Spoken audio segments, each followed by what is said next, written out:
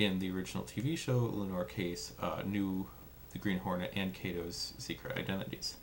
So in the movie, she will not know the secret identities. Of course, until the end, where most likely she kisses Green Hornet and she realizes that she has kissed this man before when he's not masked, and she pieces two and two together and realizes, oh, Green Hornet has an Asian sidekick and you have an Asian chauffeur.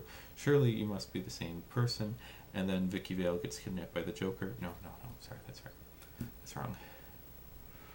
And then she gets kidnapped by Two-Face. No, that's wrong.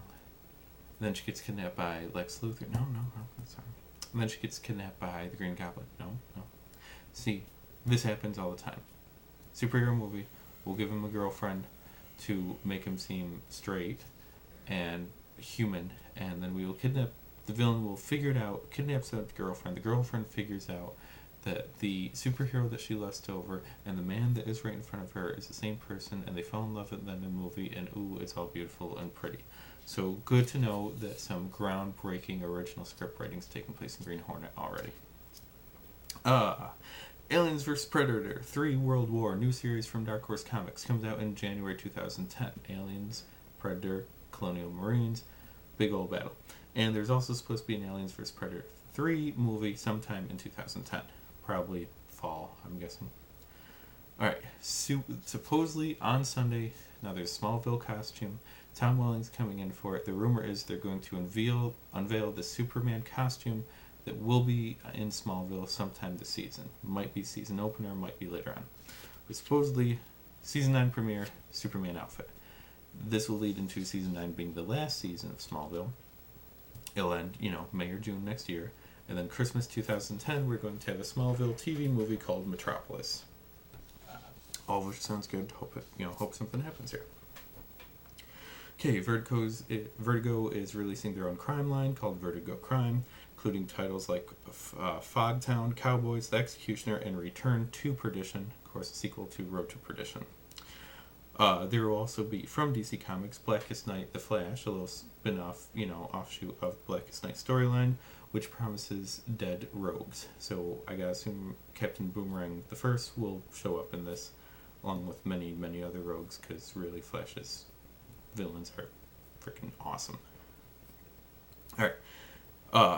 Also from Blackest Night, we're bringing back a bunch of old lanterns. Yes, we will see a battle between Hal Jordan and the man that gave him his Green Lantern ring, Abin Sur, as Black Lantern. There's also going to be Crypto, Superman's dog, against Dex Star, who is a dog that is a Red Lantern. From the series, the Star Sapphires have their own. The Green Lanterns have Ion, the Yellow Lanterns have Parallax. They all have their pinnacle embodiment of the ring. The Star Sapphires have something called Predator, which we'll see eventually, I'm sure. There's also going to be a Secret Origin 2 book in one of the Green Lanterns titles that will have to do with the Guardians of the Galaxy, finally having a woman in there. And, we never really saw a woman before, so it's going to be showing off, why we have women in here all of a sudden, I guess. I didn't quite understand, but it sounded like it's going somewhere that will be important, so I thought I'd let you know. Alright, and the Indigo Tribe, the Indigo Lanterns, whatever we're calling them, have not been seen. We don't know what's going on. Apparently there's a reason for that. There's going to be something huge. I think the Indigo ones are Compassion, so I don't know how it's going to work into it, but very curious. Let's see.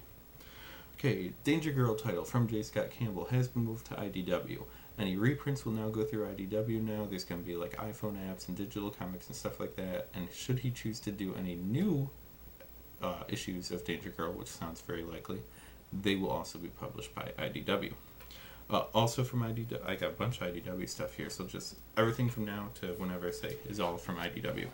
Bob Schreck has joined IDW as the senior editor. He starts in October. Bill Willingham and Gene Ha have a new book from IDW called Backroads that's coming out soon. There will be a Rocketeer hardcover reprinting all the old material plus 140 pages of new or previously uncollected material. There will be a reprint of the series Winter World from Chuck Dixon and Jorge Zafino. That's coming from IDW, along with a never-before-published sequel to the title called Winter Sea. Jennifer Love Hewitt will have her own story called The Music Box, or her own comic called The Music Box from IDW in November. It's supposed to be like there's this music box, people get a hold of it, over years, centuries, time, space, whatever, and anyone that has it, something happens to, kind of like a Twilight Zone anthology thing with this music box connecting all the stories. And it'll probably have Jennifer Love Hewitt on the cover to sell a couple more issues. Okay, Vitriol the Hunter from IDW, and is written by the guitarist of Good Charlotte, a man named Billy Martin. And he's the guy, Vitriol is a monster hunter. So that's coming out soon. We Will Bury You from IDW. It is from Bria Grant, who was on Heroes, and is a 1920s New York City zombie story. So it sounds alright. Finally I got more from IDW. Alright, Weekly World News, one of those tabloid, ridiculous aliens, monsters, ghosts, all that stuff that you see in the checkout line.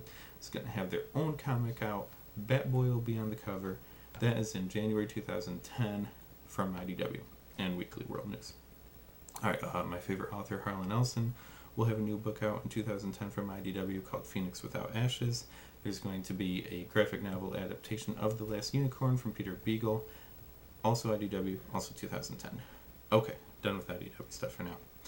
So, Archie's getting married to Veronica. We all know it's coming up. It's going to take place 5 years in the future, so they don't have to stick with it, I guess. We can still do our stories that don't take place within any recognizable time frame. Archie is also just about 70 years old, too. Okay.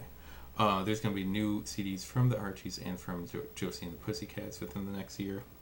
And then Archie and